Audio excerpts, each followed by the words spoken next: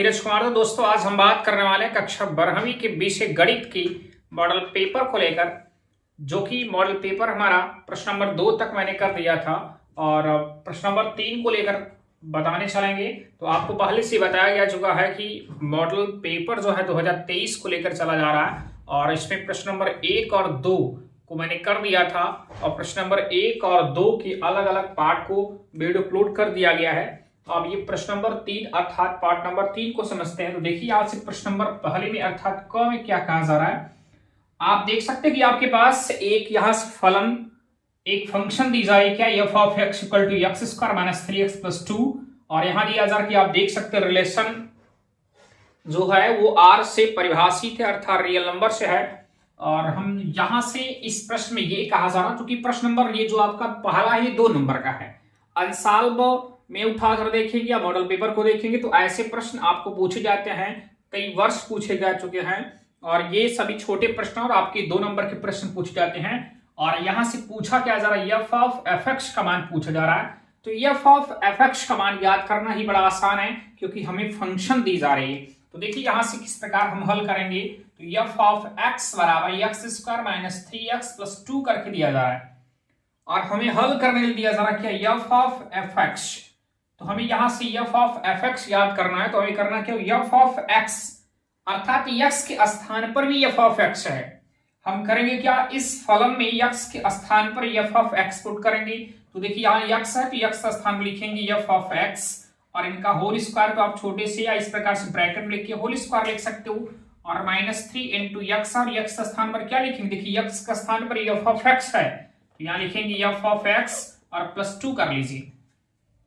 इसके बाद क्या करेंगे, आप देख सकते बराबर कर लीजिए। यहाँ एफ ऑफ एक्स की वैल्यू आपको दी जा रही क्या, एक्स स्क्वायर माइनस 3x और प्लस 2 और इनका होल स्क्वायर लिखा जा रहा, होल स्क्वायर लिख सकते हैं और माइनस 3 कर लीजिए और यहाँ एक बार पुनः ब्रैकेट में एफ ऑफ एक्स आ चुका है तो हमें एफ ऑफ एक्स की वैल्यू जो है एक्स स्क्वायर माइनस 3x और प्लस 2 करके दिया जा रहा है। प्लस 2 आपको देख सकते कि आगे लिखा जा रहा है।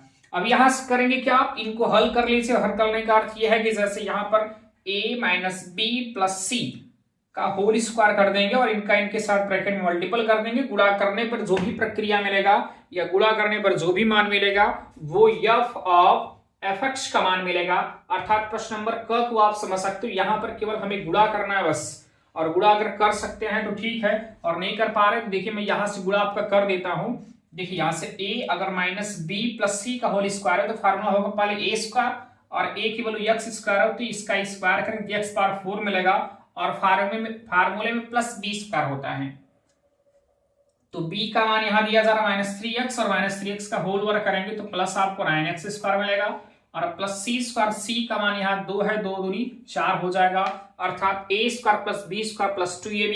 इसके बाद आपका फार्मूला होगा क्या, अब देखिए ab फार्मूला होता है 2ab तो a का मान तो यहाँ पर प्लस है और b का मान क्या माइनस में, तो मतलब हो जाएगा क्या -2 और a का मान x स्क्वायर हुआ और b का मान क्या है, यहां से देख सकते हो 3x हुआ। क्योंकि गुणा करके लिखना चाहोगे 6x स्क्वायर x क्यूब हो जाएगा। इसके बाद होता है आपका -2bc तो हो जाएगा 2 इंटू बी कर लीजिए और c का मान 2 है।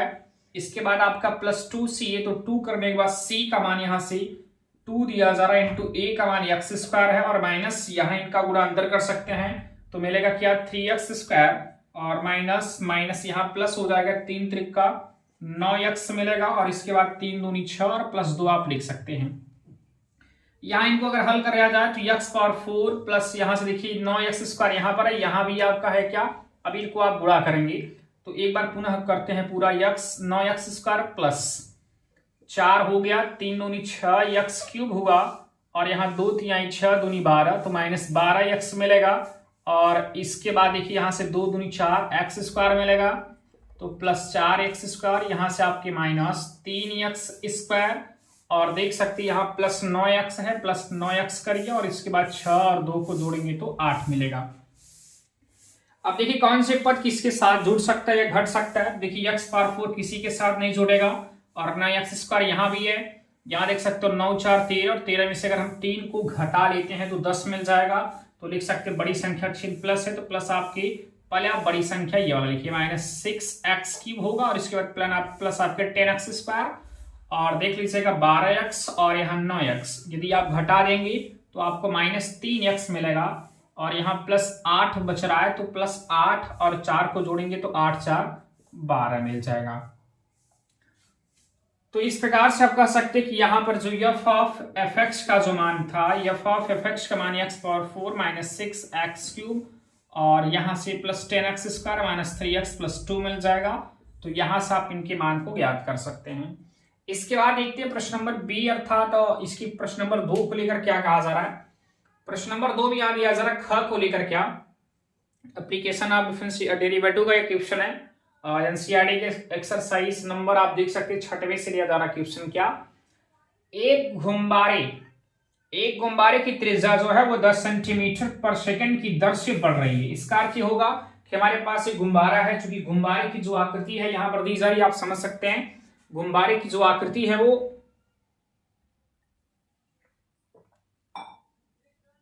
गुब्बारे की आकृति है वो वृत्त के आकार का है। गुब्बारे की सतह का क्षेत्रफल हमें ज्ञात करना है और ये कहा जरा किस दर से बढ़ रहा है, जबकि त्रिज्या 15 सेंटीमीटर है। तो देखिए इस प्रश्न को हम कैसे करेंगे, बड़े आसान प्रश्न है, या हम ये कह सकते हैं ये आपके चैप्टर नंबर 6 से रिलेटेड है, लेकिन है बड़ा आसान प्रश्न। तो देखिए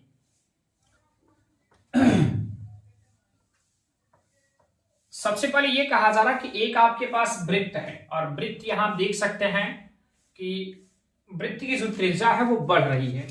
किस दर से बढ़ रही, तो कहा जा रहा 10 सेंटीमीटर पर सेकंड की दर से। तो हम ये कह सकते हैं कि समय के साथ परिवर्तन हो रहा है।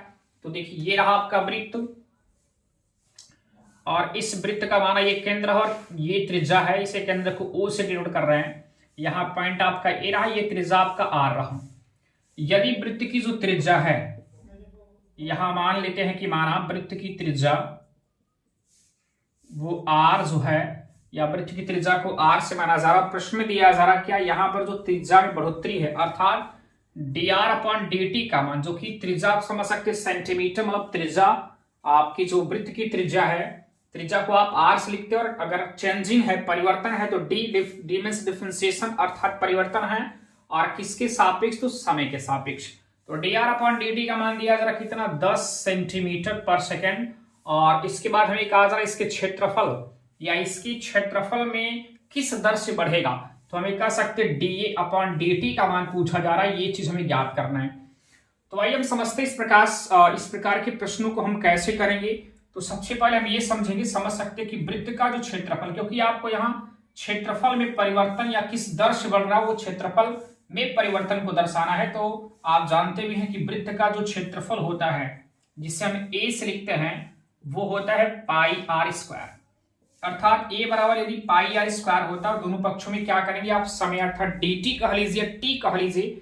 अब दोनों पक्षों में आप t के सापेक्ष यदि अवकलन करेंगे तो dA/ क्या होगा dt, और बराबर कर लेंगे पाई कांस्टेंट है, dA/dt इंटू आपके मिल जाएंगे r²। यहां से हल करेंगे तो dA/dt कर लेंगे बराबर पाई, और r² का डिफरेंशिएशन करेंगे तो 2r मिलेगा, और r का पुनः करेंगे तो dr/dt। यहाँ पाई इंटू 2 कर लीजिए, और कहा जा रहा कि जब त्रिज्या यहां पर इसकी क्षेत्रफल जब बढ़ेगी तो उस समय त्रिज्या क्या होना चाहिए आपकी 15 सेंटीमीटर। यहाँ r का मान 15 सेंटीमीटर रख दीजिए, और dr/dt का मान देखिए प्रश्न में दिया जरा कितना 10। तो हल करेंगे देखिए dA/dt बराबर देख सकते मिल जाएगा 15 दूना 30, 300 और 300 पाई सेमी स्क्वायर प्रति सेकंड आप कह सकते हो। ये आपके dA/dt अर्थात 300 पाई सेमी क्यूब प्रति सेकंड की दर से इस वृत्त के क्षेत्रफल में परिवर्तन होगा। तो इस प्रकार से आप देख सकते हैं प्रश्न, और ये प्रश्न आपके 2 नंबर के हैं। इसके बाद प्रश्न नंबर अब देखते हैं तीसरे को लेकर के, यहां दिया जा रहा है वो भी इंटीग्रेशन वाले चैप्टर से है, अर्थात समाकलन से है। और इसमें हम ये देख सकते हैं प्रश्न में क्या दिया जा रहा है कि इंटीग्रेशन cos पावर 4x, देखिए दिया जा रहा इंटीग्रेशन क्या है, cos power 4x minus sine power 4x into dx, इसकी वैल्यू याद करनी है। तो इंटीग्रेशन यदि cos power 4x minus sine power 4x into dx की वैल्यू फाइंड करनी है, तो आप समझ सकते हैं यहाँ cos पावर 4x को क्या मैं लिख सकता हूँ, cos पावर 2x का होल स्क्वायर और माइनस साइन स्क्वायर x का होल स्क्वायर इंटू dx कर लीजिए आप। तो यहां से इस प्रकार करने से फार्मूला बन जाएगा ए स्क्वायर माइनस बी स्क्वायर, और ए स्क्वायर माइनस बी स्क्वायर का सूत्र आपने पढ़ा कि एक कोष्टक में प्लस बी और दूसरे कोष्टक में माइनस बी। तो पहले कोष्टक में हो जाएगा क्या, sign square x plus cos square x, चाहे आप पहले cos square x plus sign square x लिख सकते हो, कोई समस्या नहीं। और दूसरे कोष्टक में होगा क्या, cos square x minus sine square x into यहाँ ब्रैकेट के बाहर dx हो जाएगा। तो देखिए आप समझ सकते हैं इसकी वैल्यू क्या होगी 1, तो 1 इंटू मिल जा रहा है आपको क्या, cos square x minus sine square x और इंटू dx हो जा रहा है। इनका गुणा इनमें करेंगे तो आपको वही cos square x minus sine square x ही मिलेगा। और आप इसके बाद देखिए cos 2 थीटा का सूत्र है, तो इंटीग्रेशन cos 2 और थीटा के स्थान पर क्या लिखा जा रहा है, x है, तो cos 2x dx बन जाएगा। तो हमें इसका समाकलन करना है।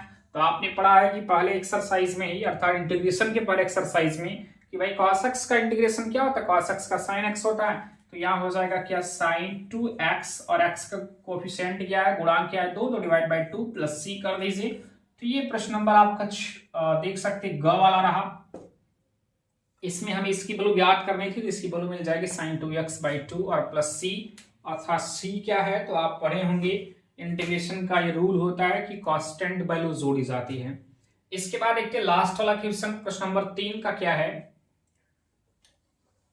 प्रश्न नंबर 3 का जो क्वेश्चन है वो अवकलन समीकरण से रिलेटेड है और बड़े आसान प्रश्न है। इस प्रकार के प्रश्न जो हैं वो आपके 2 नंबर के पूछे जाते हैं।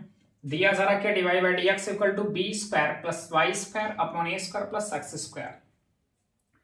तो यदि हम यहां पर करते कि x को x की तरफ कर देते, y को y वाले की तरफ, तो देखिए यहां से करेंगे क्या, इस dx को इस तरफ चेंज कर दीजिए, इसको इस तरफ चेंज कर दीजिए, तो हो जाएगा क्या, dx अपॉन बी स्क्वायर, और ये आपका dx है, इसको इस तरफ करेंगे तो B square plus X square होगा, इक्वल टू कर लीजिए, इनको इनके साथ करेंगे तो dy upon B square plus Y square.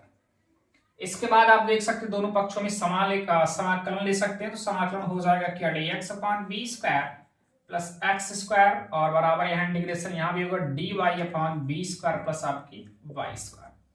अब देखिए आपने सूत्र पढ़ा होगा क्या, इंटीग्रेशन अगर dx अपॉन पढ़ा होगा क्या, a square plus X square को लेकर के, तो 1 by a tan inverse x upon a ये फार्मूला होता है।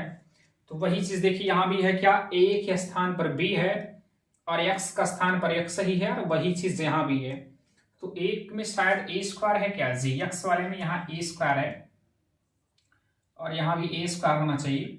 तो यहाँ अगर इनको हल करना चाहें तो हो जाएगा 1 बाई ए, और ए का स्थान पर a ही है, तो tan inverse x by A, x स्थान पर x हुआ, a का स्थान पर a ही है, बराबर कर लीजिए। इनको हल करना चाहेंगे 1 बाई ए होता है और a का स्थान पर b है, तो 1 बाई बी, और tan इनवर्स x और x स्थान पर क्या है, y है, अपॉन b कर लीजिए। तो ये रहा आपका आंसर। इनको थोड़ा सा इधर करना चाहोगे चेंज, अर्थात पक्षांतर करना चाहोगे तो कर दीजिए, नहीं तो आप इतना ही आंसर दिखा देंगे, क्योंकि ज्यादा कुछ करना नहीं है, इसलिए क्योंकि ये सभी प्रश्न आपकी 2 नंबर के हैं। तो ये रहा प्रश्न नंबर 3। तो अगले वाले पार्ट्स में गाइस हम लोग देखेंगे क्या प्रश्न नंबर 4 को लेकर।